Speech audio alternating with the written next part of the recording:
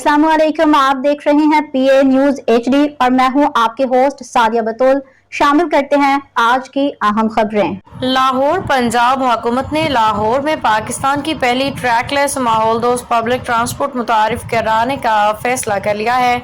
Super autonomous rapid transit system के तहत जदीद हाइब्रिड इलेक्ट्रिक ट्रेन को इब्तदाई तौर पर केनाल रोड पर ठोकर नियाज बेग से जल्लू तक चलाया जाएगा।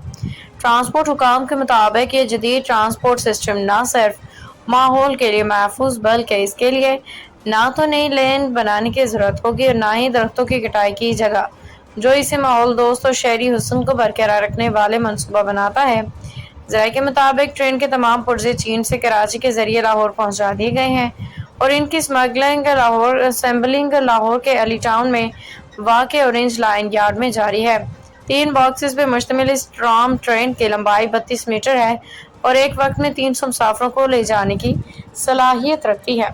ये ट्रेन सिर्फ 10 मिनट के चार्ज पे 25 किलोमीटर का फासला तय करने की सलाहियत रखती है, जो इसे तवानाई के एतबार से भी एक मौसर जरिया बनाती है। मनसूबे का पहला मरहला पायलट प्रोजेक्ट के तौर पर चलाया जाएगा, जिसके कामयाब नतायज की बुनियाद पे इसे दीगर इलाकों तक वसअत दी जाएगी। ये मनसूबा न सिर्फ शहरियों को जदीद और आरामदेह सफरी सहूलियात फराहम करेगा, बल्कि लाहौर की बढ़ती हुई ट्रैफिक और आलूदगी के मसाइल में भी नुमाया कमी लाने में मददगार साबित होगा।